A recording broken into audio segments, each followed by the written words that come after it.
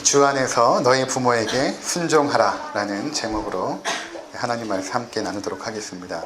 먼저 지난 주일에 우리가 나눴던 내용들 다 마치지 못해서 그 부분 함께 나누고 오늘 주제로 또 넘어가도록 하겠습니다. 지난주에 성경적인 그 부부의 그 질서에 대해서 말씀을 드렸습니다.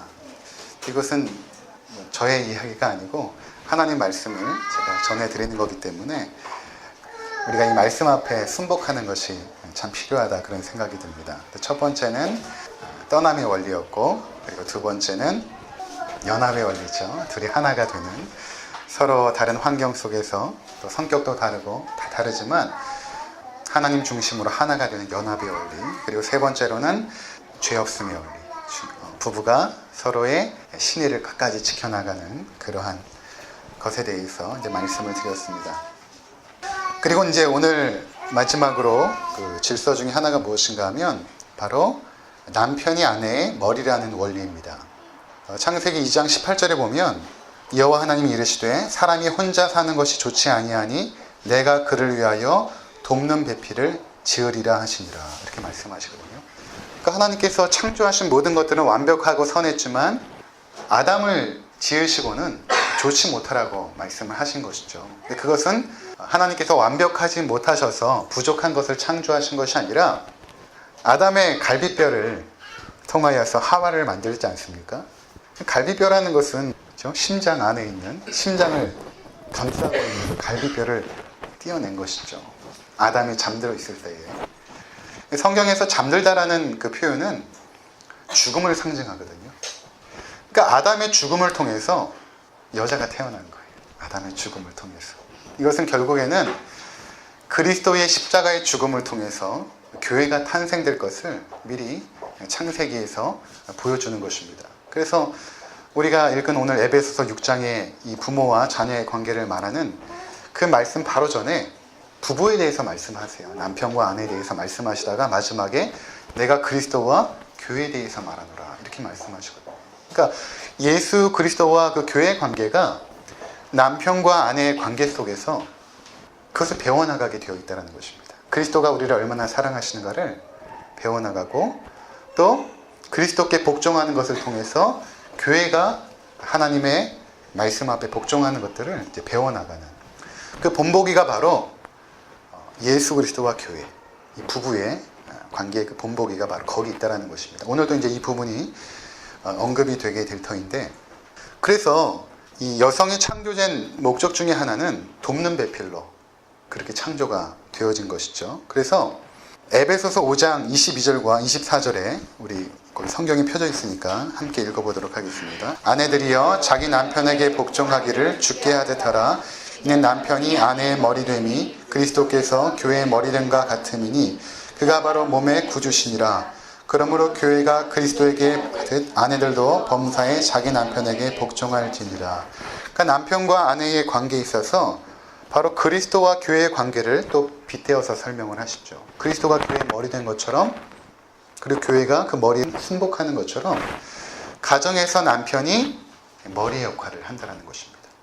이것은 여성이 남자보다 하등하거나 열등해서 그런 것이 아니라 가정에는 질서가 있다는 것을 하나님께서 이제 말씀을 하시는 것입니다.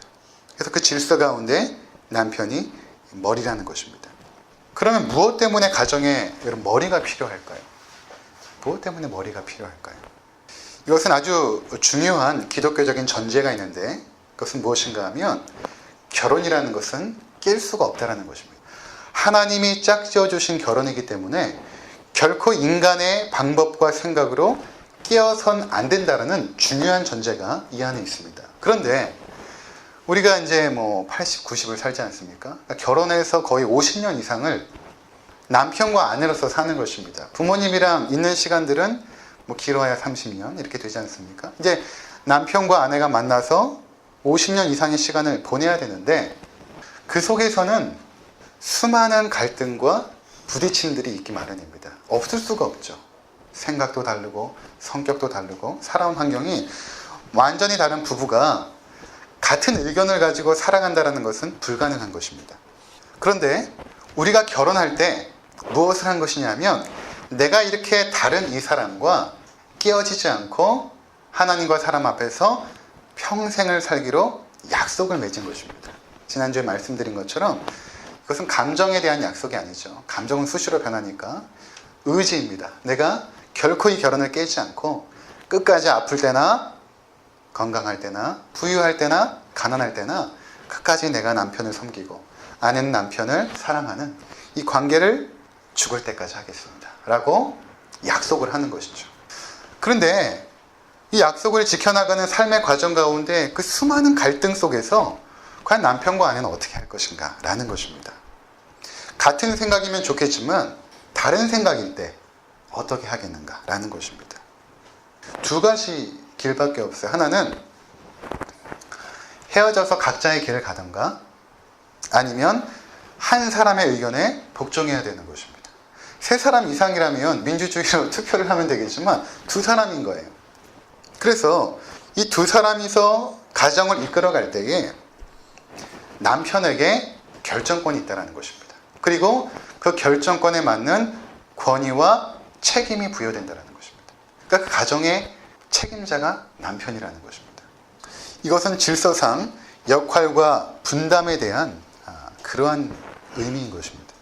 그러니까 마치 국회에서 국회의장이 앞에 있는 국회의원들보다 더 지혜롭고 또는 풍부한 학식이 있고 능력이 있어서 국회의장을 하는 것이 아니라 국회의원들이 국회의장에게 그 권위를 준 거죠. 그리고 그 권위를 행사하여서 나머지 국회의원들이 그 국회를 질서 가운데 운행이 되도록 그렇게 하는 것과 마찬가지로 바로 남편과 아내의 질서 가운데 남편을 우두머리로 그렇게 하나님께서 명하셨다는 것입니다. 그래서 아내가 남편을 돕는 배필로 세워졌다는 의미는 무조건 돕는다는 것이 아니라 남편이 하나님의 말씀에 가장 일치되는 결정들을 해나갈 수 있도록 아내가 돕는다라는 의미가 있는 것입니다. 그러니까 아담과 하와가 창조된 그 목적 중에 하나는 하나님이 창조한 그 만물을 통치하는 대리 통치자로 세웠거든요. 그래서 인간은 함부로 자연을 대할 수 없고 하나님의 뜻 가운데 그것들을 운영해 나가야 되는 것입니다. 그런 권세를 주셨는데 바로 남편이 그러한 것들을 잘 해나갈 수 있도록 아내가 옆에서 조언하고 도와주는 역할을 감당하게 된다는 것입니다. 그리고 결국에는 아내의 이야기를 잘 듣고 수용하여서 결정은 남편이 하도록 한 것이 바로 성경의 질서라는 것입니다. 그러니까 이런 이야기를 하면 오늘날 반대하는 분들도 이제 많이 있죠. 여성 운동가 또는 양성 평등주의자들 이런 사람들은 여성이 더 뛰어날 때도 있고 또 현명할 때도 있고 그런데 어떻게 남편이 그러한 모든 것들에 결정권을 줄 수 있습니까? 라고 반문할 수 있습니다.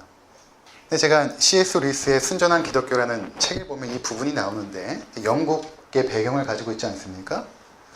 근데 C.S. 루이스가 이렇게 말하고 있어요.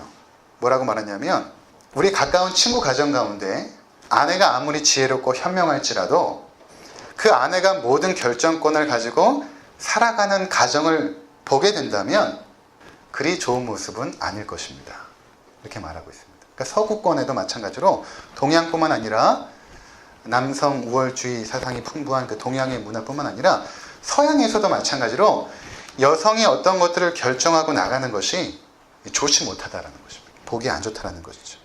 자, 그래서 여성은 남편에게 순종함으로 성장해 나가는 것입니다. 하나님의 그 가정 안에서. 그리고 남편은 아내와 자녀를 책임지는 가운데 하나님의 성품을 닮아가는 것입니다. 그래서 이것이 우리 결혼 생활에 심겨놓은 아주 중요한 목적 중에 하나인데 그것은 결혼이 인간의 행복을 위해서 주어진 건 맞지만 그것은 2차적인 것입니다. 첫 번째 결혼은 거룩함을 이루라고 우리 가운데 허락해 주신 것입니다. 이것이 결혼의 목적이거든요. 그러니까 여러분 천국에 가면 가정이 있을까 없을까요? 천국에서도 내 남편이고 천국에서도 나의 아내일까요? 나의 자녀들이 천국에 가면 나의 자녀가 될까요? 그렇지 않거든요. 예수님께서 말씀하실 때 천국에서는 시집도 안 가고 장가도 안 간대요. 거기에는 부모와 자식 또 부부지간이 없어요. 그냥 다 예수 그리스도를 남편으로 한 그리스도의 신부들로 형제 자매들로 이렇게 있게 되는 것입니다. 그러니까 하나님께서 이 땅에 있는 동안에만 결혼이라는 제도를 통해서 가족이라는 구성원을 허락하신 것인데, 그럼 거기서 무엇을 배워서 오라고 하는 것인가 하면 그 속에서 너희가 거룩함을 배워오라는 것입니다. 그러니까 아내는 남편에게 순종하면서 거룩함을 배워가고, 남편은 가정을 책임지면서 하나님 아버지의 성품을 배워가면서 그렇게 이 땅에 살아가게 된다는 것입니다. 그래서 이제 팀 켈러의 책을 보니까 결혼을 말한다 라는 부분에서 그 아내가 쓴 부분이 있는데 이런 이야기를 해요. 왜 아내가 남편에게 복종해야 되는지는 자기도 모르겠대요. 그것은 마치 이런 것과 같다고 말합니다. 왜 성자께서 성부 하나님께 복종하셨을까요? 그런 이야기를 하고 있더라고요. 성자 예수님께서 하나님보다 지혜가 약하거나 권능이 약하거나 권세가 약해서 복종하신 것이 아니죠. 성자 예수님의 생각이 하나님의 생각과 틀릴 때가 있었어요. 십자가를 지는 것 앞에서 주여 할 수만 있으면 이 잔을 내게서 옮기시옵소서. 하지만 결국에는 그 아버지의 뜻에 복종하십니다. 그리고 빌립보서에 가면 하나님과 동등됨을 취할 것으로 여기지 아니하시고 종의 형체를 가지고 죽기까지 복종하신 예수 그리스도의 그 겸손의 마음을 말씀을 하시지 않습니까? 그러니까 성자 예수님께서 하나님의 권세에 복종하신 것처럼 우리도 마찬가지로 아내가 남편의 권세에 복종하는 것입니다. 그리고 남편은 그리스도께서 교회를 목숨을 걸고 사랑하신 것처럼 아내를 그렇게 사랑하라 라고 말씀하는 것이 바로 지금 에베소서 이 5장 마지막 부분에서 설명되어져 있는 그러한 내용인 것입니다. 자, 이제 오늘 읽은 본문을 통해서 부모의 성경적인 자세에 대해서 몇 가지를 살펴보도록 하겠습니다. 이단들의 특징 중에 하나가 무엇인가 하면 이단에 빠지면 가족을 등한시하고 교회의 모든 활동에 몰입하게 만들죠. 이 이단의 특징 중에 하나입니다. 그래서 건강하지 못한 교회들, 이단뿐만 아니라 건강하지 못한 교회들은 어떤 특징이 나타나냐면 가정 생활을 소홀히 하고 교회 생활에 집중하도록 만드는 교회가 있다면 그 교회는 건강하지 못한 교회라고 제가 단호하게 말씀을 드릴 수 있습니다. 그러니까 여러분 주변에 아버지 노릇 잘 못하게 하고 엄마 노릇 못하게 하고 자녀로서 부모에게 효도하는 일들을 못하게 하고 자꾸 교회로 불러내서 교회를 하게 하는 교회가 있다면 건강하지 못한 교회. 왜냐하면 에베소서 오늘 5장 17절과 18절을 한번 보시기 바랍니다. 그러므로 어리석은 자가 되지 말고 오직 주의 뜻이 무엇인가 이해하라. 술 취하지 말라. 이는 방탕한 것이니 오직 성령으로 충만함을 받으라. 이렇게 말하고 있죠. 이야기를 왜 드리냐면 사도 바울의 그 서신서들은 일관적으로 앞부분은 신학적인 이야기, 복음이 무엇인지를 말하고 있고 뒷부분은 그 복음을 알고 있는 너희가 어떻게 살아야 되는가에 대해서 말하고 있거든요. 앞부분은 하나님 나라의 지혜를 설명하고 뒷부분은 그러면 어떻게 살아가야 될 것인가를 말씀하고 있어요. 그래서 이 5장의 이 앞부분까지는 어떤 이야기인가 하면 예수 그리스도를 통하여 구원받은 자들, 그 구원이 어떤 것인가, 그리고 이제 진행되는 이야기는 구원받은 자가 어떻게 살아야 되는가를 말씀하시는데 그것은 바로 성령 충만한 삶을 살아야 된다는 것입니다. 결론은 성령 충만한 삶을 살아야 된다. 술 취하지 말라는 것과 비교하는 이유는 뭐냐면 사람이 술에 취하면 술의 지배를 받는 것처럼 너희가 성령의 지배를 받아서 너희 뜻과 의지로 살지 말고 성령께서 지배하시는 삶을 살아라 라고 말씀하고 있어요. 그래서 그렇다면 성령 충만한 삶은 무엇인가 라고 말할 때에 그것은 21절에 그리스도를 경외함으로 피차 복종하라 이렇게 말하고 있어요.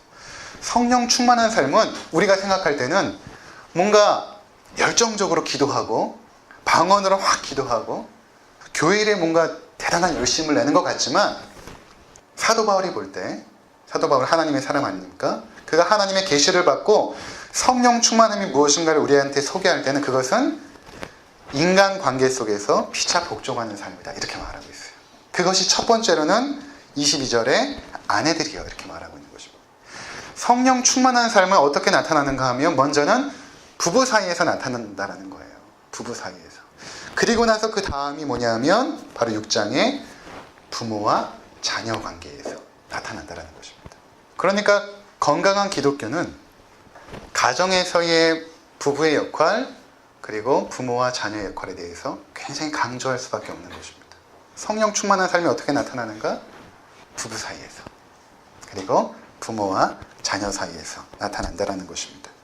그러면서 첫 번째 중요한 진리를 말씀하시는데, 그것은 무엇인가 하면 부모는 하나님의 대리자라는 사실입니다. 부모는 하나님의 대리자다, 이렇게 말씀하십니다. 자, 오늘 말씀해 보면 자녀들아 주 안에서 너희 부모에게 순종하라, 이것이 옳으니라, 이렇게 말하고 있고, 또 2절에 내 아버지와 어머니를 공경하라, 이렇게 말하고 있죠. 여기서 사용된 이 공경이란 단어가 하나님을 예배할 때 사용되는 단어예요. 하나님을 섬기고 예배할 때. 그 단어와 똑같은 단어를 사용해서 내 부모를 공경하라, 이렇게 말씀하십니다. 이것은 우리에게 중요한 진리를 가르쳐 주는데, 그것은 부모가 하나님의 대리자라는 것입니다. 그래서 구약에서 보면 부모를 치거나 부모를 저주하는 자에게 죽이라고 명하십니다.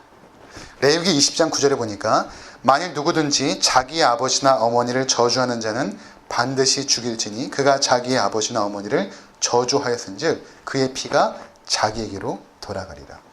출애굽기 21장 15절 자기 아버지나 어머니를 치는 자는 반드시 죽일지니라. 출애굽기 21장 17절 자기 아버지나 어머니를 저주하는 자는 반드시 죽일지니라, 이렇게 말합니다. 어쩌면 너무한 거 아닌가 이런 생각이 들죠. 오늘날 자녀가 부모를 죽이는 세상 아닙니까? 자녀가 부모를 때리거나 저주하는 말을 하면 구약에서는 죽였습니다. 돌을 쳐서.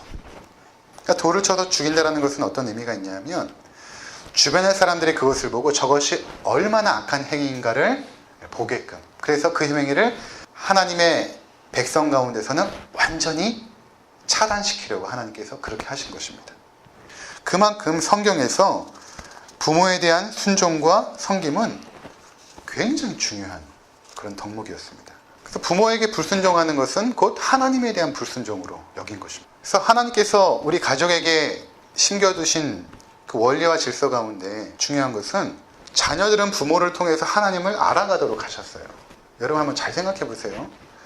내가 하나님을 어떻게 알아갈 수 있을까? 물론 성경을 통해서 알아가지만 이 성경의 문자적인 것을 통해서 그 하나님의 실질적인 그 사랑을 여러분 어떻게 체험해 가십니까? 이 세상을 살아가면서. 지금까지 살아오면서 그 하나님의 그 사랑을 어떻게 실질적으로 내가 체험해 왔습니까? 하나님의 무조건적인 사랑을 여러분들은 어떻게 체험했죠? 그리고 하나님의 그 용서하심, 그리고 우리를 향한 그 헌신과 그 은혜, 이런 것들을 우리가 과연 세상에서 어떻게 체험할 수 있습니까? 이것은 오직 부모를 통해서만 체험이 되어지는 것입니다. 그렇기 때문에 하나님께서 우리에게 자신을 부를 때에 하나님 아버지라고 부르게 하신 것입니다. 즉 하나님의 성품과 인격이 그나마 피조물 가운데, 물론 죄악으로 타락하여서 이 질서가 완전히 깨어져 버렸지만 그나마 이 타락한 세상에서도 남아있는 것이 바로 부모 안의 자녀를 향한 사랑, 여전히 남아있다는 것입니다. 그래서 마태복음 7장에 보면 예수님께서 세상의 악한 아버지라도 자식에게 좋은 것을 줄 알거든 하물며 하늘에 계신 너희 아버지께서 구하는 자에게 좋은 것을 주시지 않겠느냐, 이렇게 말씀하십니다. 세상의 아버지와 하나님을 비교하는 것이죠. 그것도 세상의 악한 아버지와 하나님을 비교하는 것입니다. 비록 타락하여서 악해진 세상의 악한 아버지라 할지라도 하나님의 성품을 그나마 조금이라도 가지고 있다는 것입니다. 즉 우리 아버지 어머니는 자식에게 있어서만큼 비록 부족하고 사람마다 차이가 있긴 하지만 하나님의 인격과 성품을 어느 정도는 가지고 자녀를 대한다는 것입니다. 그러기에 자녀들은 마땅히 부모에게 하나님을 섬기듯 복종과 공경을 해야 된다는 것입니다. 성경은 이것이 옳으니라, 이렇게 말하고 있죠. 이것이 법이라는 것이거든요. 법이다. 그러니까 이 법을 깨뜨려 버리면 안 된다는 것입니다. 두 번째로는 부모의 입장에서 우리의 자녀가 하나님의 자녀라는 사실입니다. 그래서 우리의 자녀는 나의 소유가 아니라는 것이죠. 하나님의 자녀라는 것입니다. 하나님께서 우리에게 맡겨주신 보물, 그것이 바로 우리의 자녀인 것입니다. 우리에게 준 것이 아니라 맡겨주신 것이죠. 그래서 자녀를 양육함에 있어서 주의 교양과 훈계로 양육해야 되는 것입니다. 내 생각과 내 지혜로 또는 세상의 어떤 교육 방법론으로 하는 것이 아니라 그것을 참조할지는 모르지만 가장 중요한 것은 주님의 교양과 훈계로 이제 양육해야 된다는 것입니다. 하나님의 말씀으로 하나님의 뜻대로 자녀들을 양육해야 된다는 것입니다. 그래서 여기 교양이라는 것은 이제 하나님의 말씀을 통해서 양육한다는 의미가 있고, 훈계라는 것은 그 양육을 하되 징계한다는 의미가 포함되어 있거든요. 여기에는 체벌도 포함되어 있어요. 성경에 보니까 잠언이나 또는 히브리서, 요한계시록에도 보면 부모가 자녀에게 체벌할 것을 명하세요. 잠언서에 보면 너희 자녀를 체벌하라. 그래도 죽지 아니하리라. 이렇게 말하고 있어요. 하나님 말씀에 거역하며 살아갈 때 죽지 않도록 패라는 것이죠. 그 정도로 엄하게 훈계할 것을 말씀하고 있는 것입니다. 자, 이것에서 중요한 것이 무엇인가 하면 자녀를 징계할 때에 규칙과 질서와 원칙이 있어야 된다는 것을 의미하는 것입니다. 이것을 벗어나면 주의 교양과 훈계로 양육하는 것이 아니에요. 원칙이 없으면 감정대로 하게 되죠. 그리고 감정대로 하기 때문에 일관성이 없어집니다. 그러면 상처를 주게 되어 있어요. 일관성이 없는 교육은 아이들을 혼란스럽게 하고 눈치를 보는 아이로 자라게 하는 것입니다. 따라서 부모님들은 주님의 말씀의 원칙 가운데 삶의 질서와 규칙을 만들고, 그것을 잘했을 때는 보상을 해주고 그것에 어긋났을 때는 적절한 훈계를 해야 된다는 것입니다. 따라서 우리가 자녀를 양육할 때에 삶의 원칙과 규칙과 질서를 가르쳐야 되는데, 이 모든 것들이 성령으로부터 출발된다는 것입니다. 그래서 여러분들이 자녀를 양육하면서 한번 어떠한 원칙을 가지고 있는지, 또 어떠한 질서들이 우리 가정 가운데 있는지를 한번 살펴보면 좋을 것 같아요. 그리고 그것들이 정말 하나님의 말씀의 원리 가운데서 나왔는지를 생각해 보는 것이 필요하다는 것입니다. 그러기 위해서 먼저 부모님들이 말씀에 능한 자가 되어야 되는 것입니다. 성경을 공부해야 되는 거예요. 하나님 말씀 공부해야 되는 것입니다. 간혹 보면 부모님들 가운데 하나님 말씀을 배워가는 것은 주일학교 교육을 통해서 교회에서 하는 것이 아닌가라고 생각할지 모르지만, 최근 들어서 어떤 이론들이 나오냐면 주일학교 교육 무용론이 나오고 있어요. 최근에 들어서. 그것이 별 효과가 없다는 것입니다. 주일날 잠깐 교회 가서 예배드리고 30분 말씀 듣고 오는 것이 결코 아이들에게 하나님을 알아가는 데 있어서 큰 도움이 안 된다는 무용론이 나오고 있어요. 그러니까 아이들의 신앙을 어디서 배우냐 하면 사실은 부모님으로부터 듣고 배우는 것이 아니라 보고 배우거든요. 부모님들이 어떻게 신앙으로 살아가는지, 힘들고 어려울 때 어떻게 하시는지, 부모를 통해서 자녀에게 그대로 교육되는 것입니다. 자, 부모님들은 자녀를 바라보면서 저들을 향한 하나님의 뜻과 계획이 무엇인가를 생각하고 기도하고 그 길로 인도해야 된다는 것입니다. 내 방식과 감정대로 양육하는 것은 잘못된 것이죠. 하나님의 뜻이 무엇일까? 우리 자녀들을 향한. 저희 아내가 이제 중학교 때에, 이제 아이들은 그래요. 교회 친구가 없으면 교회 가기 싫어하거든요. 충분히 이해가 돼요. 근데 아내가 이제 교회에서 친구가 없으니까 교회 가기 싫어하고, 수련회를 가야 되는데 이제 가기가 싫죠. 친구가 없으니까. 그러니까 이제 장모님이 침낭을 이렇게 싸가지고 정말 끌고 가가지고 출발하는 버스에 집어넣어버린 거예요. 근데 가서 은혜를 받았어요. 그래서 친구들을 사귀게 된 것입니다. 근데 그런 거는 좀 부모님들이 억지로 해야 되는 것 같아요. 뉴질랜드 보니까 자녀들의 의사를 존중하는데 어디까지 존중하냐면 교회 가기 싫어까지 존중해 줍니다. 부모들이. 신앙은 너에게 달려있는 거야. 가기 싫어하면 안 보내거든요. 아마 그랬으면 우리 아내는 그 수련회 때 하나님을 만나지 못했을 건데, 그렇게 장모님이 보내서 거기서 예수님을 만나고 어떤 서원 기도를 했냐면, 내가 하나님께 나의 삶을 드리겠습니다. 그리고 고3 때에 고신대학교 선교학과를 가려고 준비를 하고 있었어요. 특별히 장인어른이 너는 돈을 벌어야지 라고 해서 돈을 잘 벌 수 있다는 부동산학과에 억지로 집어넣은 거예요. 제 아내가 거기서 얼마나 힘들고 갈등이 많았겠습니까? 이제 그러다가 좋은 직장에 취업이 됐어요. 근데 계속해서 마음 가운데 채워지지 않죠. 하나님 앞에 서원한 것도 있고 내가 하나님 앞에 뜻을 세운 것이 있는데, 그러다가 결국에 이제 뉴질랜드로 오게 된 것입니다. 거기 선교훈련 프로그램이 있어서 제가 그때 스텝이었는데 거기서 이제 아내를 만나서 결혼을 하고 한국에 들어와서 다시 신학 공부를 하고 신대원까지 마치게 된 것입니다. 그러니까 자녀들이 하나님 앞에서 뜻을 세우고 살아가는 부분들이 있다는 것입니다. 우리가 볼 때는 되게 어리고 생각이 없는 것 같지만 그렇지가 않아요. 하나님의 자녀들이기 때문에 하나님께서 그 자녀들을 키우고 양육하는 부분이 있다는 것입니다. 제가 어제 이제 독서 모임하면서 최 권사님한테 아주 귀한 인사이트를 받았어요. 자녀들을 열심히 키우지 않고 적당히 키운다라는, 하나님이 일하실 부분을 남겨둔다라는 부분이 저에게 굉장히 다가왔어요. 하나님이 일하실 부분을 남겨놓고 적당하게. 그런 부분이 분명히 있다는 것입니다. 그래서 그 부분 때문에 사실은 부모님들이 좀 여유를 가져도 되는 것 같아요. 내 생각에 이렇게 자라주면 좋겠는데 그것이 아니라 하나님께서 일하실 부분을 남겨놓고 호흡을 좀 길게 갖고 여유를 가진다면 반드시 역사할 날이 있어요. 제 주변에 봐도 그래요. 지금은 굉장히 부족해 보이고 저렇게 살아서 과연 자기 밥벌이나 할까라고 생각하는데 그가 하나님의 인도함을 통해서 하나님의 사람들로 변해가는 모습들을 제 주변에서 많이 보게 된다는 것입니다.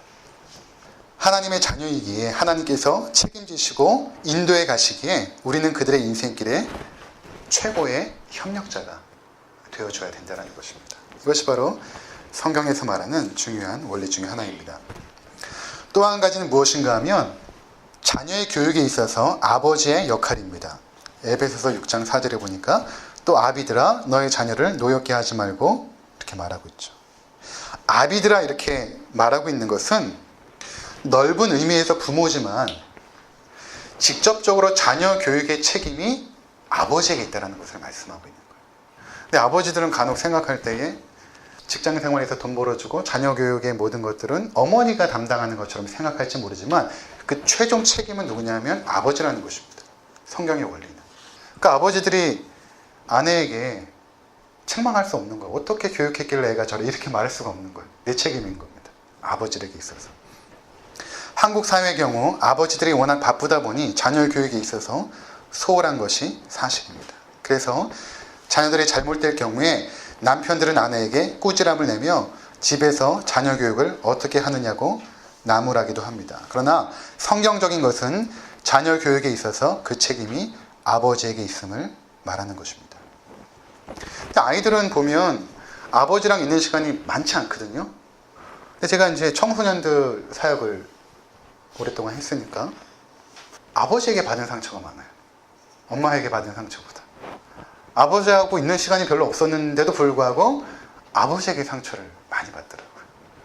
그래서 어떤 아이는 하나님 아버지라고 기도를 못한대요. 아버지에 대한 그 부정적인 인식 때문에 아버지의 그 폭력적인 모습들, 자기를 늘 불안에 빠뜨렸던 그 모습들, 그것 때문에 하나님 아버지라고 할 때 큰 모습이 자꾸 이제 연상이 된다는 것이죠. 우리 주님께서 하나님을 아버지라고 부르라고 한 것은 그만큼 아버지에게는 어머니와는 조금 구별된 책임 있는 존재임을 이제 말하는 것입니다. 그래서 아버지들이 더욱더 말씀에 능한 자가 되어야 된다는 것입니다. 이렇게 자녀는 부모를 하나님을 섬기듯 순종하고 공경하며 부모는 자녀를 하나님의 자녀로 인정하고 주의 교양과 훈계로 양육할 때에 그 가정에 하나님의 나라가 임하여 평강과 기쁨과 안식을 누리게 되는 것입니다. 그래서 여기 보니까 이런 말씀 있죠. 약속 있는 첫 계명이니. 이것에 대해서 다양한 의견이 있지만 가장 중요한 것은 무엇인가 하면 그 중요성에 있어서 가장 으뜸이라는 것.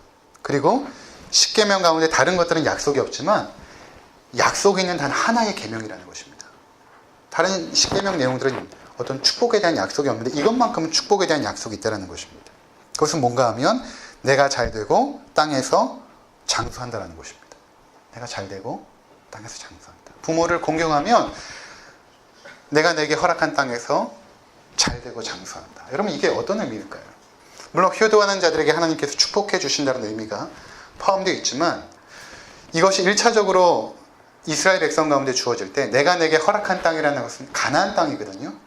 근데 가나안 땅은 어떤 상징적인 의미가 있냐면 하나님 나라를 의미해요. 너희가 하나님 나라에서 그 은혜와 축복을 오랫동안 누리게 될 것이다 라는 의미입니다. 이것이 우리에게 적용될 때는 어떤 의미냐면, 너희가 이 땅에서 부모를 하나님을 섬기듯 공경과 순종을 할 때, 그리고 부모는 자녀들을 하나님의 자녀로 인정하고 존중해주며 주의 교양과 훈계로 양육할 때에 하나님 나라의 그 축복을 이미 이 땅에서 누리게 된다는 의미가 있는 것입니다. 이미 이 땅에서부터. 그 가나안을 죽어서 가는 가나안이 아니라 이 땅에서 그 가나안의 축복을 오랫동안 누리게 될 것이다 라는 의미가 바로 이 말씀 가운데 있게 된다는 것입니다. 제가 지금 생각해봐도 인생을 살아오면서 가장 행복하고 제 추억에 남았던 인상들이 몇 가지 장면들이 있는데, 어릴 때 장면 중에 하나가 뭐냐면, 할아버지가 장로님이셨거든요. 그럼 저녁에 가족들이 다 모여요. 둥그렇게 안방에 둘러 앉아가지고 할아버지 품에 제가 이렇게 안겨있죠. 이렇게 안겨있고 찬송가를 내밀고 지영아 몇 장 부를래? 그러면 항상 제가 태산을 넘어 헝곡의 가도를 좋아해요. 태산을 넘어 헝곡의 가도.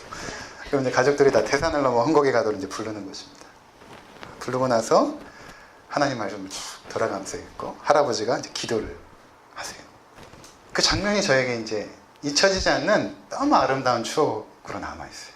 근데 할아버지가 돌아가시고 나서 가정 예배가 없어졌어요. 근데 아버지가 이제 목회하시고 나서 가정 예배가 다시 회복이 됐습니다. 목사가 되니까 가족이 또 모였어요. 찬양을 부르고 하나님 말씀을 읽고 기도했다. 근데 그게 또 얼마 가지 않더라고요.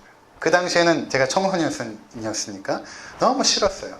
가정 예배를 저녁에 드린다는 것이. 근데 그때처럼 행복했던 순간이 없었던 것 같아요. 가족이 모두 하나님 앞에 모여서 예배하고 찬양하는 것. 저희 교회가 이렇게 아이들까지 다 모여서 예배를 시작하지 않습니까? 이게 성도들이 많아도 또 이렇게 할 거예요. 주일학교 따로 하지 않고 다 같이 하나님 앞에 서서 예배를 드리고 말씀을 들을 때만 따로 분리하는. 아이들에게는 이 시간들이 나중에 커서는 가장 행복한 추억들로 남을 것입니다. 그 질서 안에서 아버지가 하나님 말씀을 가르치고 어머니가 그 아버지의 권위에 존중하고 섬겨드리고 하는 성경적인 그 질서가 우리 가정 가운데 아름답게 회복될 때에 우리가 땅에서 잘되고 장수하는 그 하나님의 축복을 누리게 된다는 것입니다. 아무쪼록 이러한 성경적인 질서가 여러분 가정 가운데 순종함으로 이루어지기를 주의 이름으로